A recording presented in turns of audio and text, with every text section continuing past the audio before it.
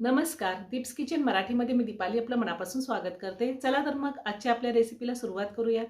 मी अर्धी जोडी मेथीची घेतली आहे। मेथी निवडून त्यानंतर ती स्वच्छ धुवून कट करून घेतलेली आहे।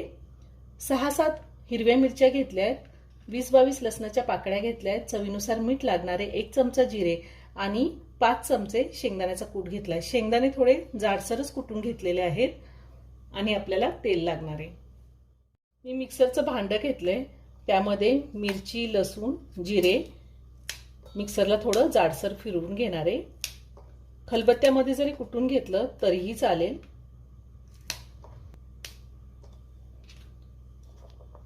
आता आपण लसूण घालूयात आणि जिरे।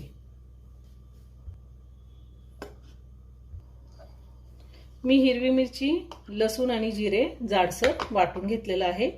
आता आपण खरडा करूया। गॅसवर लोखंडी तवा ठेवलेला आहे, त्यामध्ये तेल घालते। मोठे 2 चमचे तेल घातले। तेल थोडं जास्तच घ्यायचे।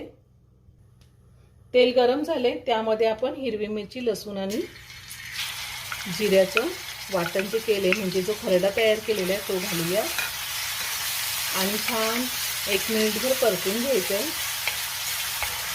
गॅसची फ्लेम मी मीडियमवर ठेवलेली आहे। तुम्हाला मेथीचा खरडा किती तिखट हवा आहे त्या अंदाजे तुम्ही मिरचीचं प्रमाण कमी किंवा जास्त घेऊ शकता।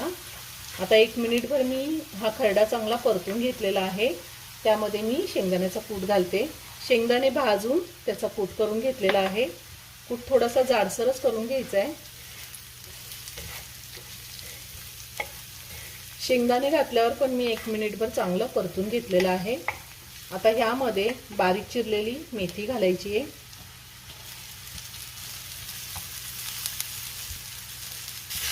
आणि पुन्हा सगळं व्यवस्थित मिक्स करून घेऊया। मेथी घातल्यानंतरच आपल्याला मीठ घालायचं आहे, आधी मीठ घालायचं नाही।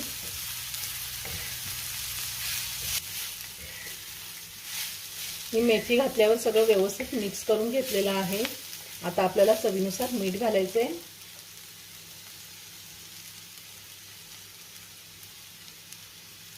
आणि पुन्हा सगळं व्यवस्थित मिक्स करून घ्यायचंय। तुम्ही शेंगदाण्याचा कूट तुम्हाला जर जास्त आवडत असेल तर एखाद दुसरा चमचा अजून घेतला तरीही चालेल। मीठ घातल्यावर पण मी सगळं व्यवस्थित मिक्स करून घेतलंय। आता गॅसची फ्लेम लोवर ठेवून मी 2 ते 3 मिनिटं हा खरडा चांगला परतून घेणार आहे। साधारण 3 मिनिटं झालेली आहेत आणि मी खरडा चांगला परतून घेतलाय, छान सुटसुटीत झालेला आहे। आता मी हा एका प्लेटमध्ये काढून घेते। खूप छान झालाय मेथीचा खरडा। झणझणीत असा मेथीचा खरडा तयार करून झालेला आहे। हा खरडा आपण बाजरीची भाकरी, ज्वारीची भाकरी किंवा चपाती कशासोबतही खाऊ शकतो। प्रवासात सुद्धा आपण नेऊ शकतो आणि फ्रीज बाहेर जर ठेवला तर 3 ते 4 दिवस चांगला टिकतो आणि फ्रीज मध्ये ठेवला तर 7 ते 8 दिवस व्यवस्थित टिकतो। करून पहा, खूप छान होतो। व्हिडिओ जर आवडला तर व्हिडिओला लाईक आणि शेअर करायला विसरू नका। रेसिपी आवडली असेल तर कमेंट करून नक्की कळवा। पुन्हा भेटूया अशाच एका छानशा साध्या आणि सोप्या रेसिपी बरोबर। धन्यवाद।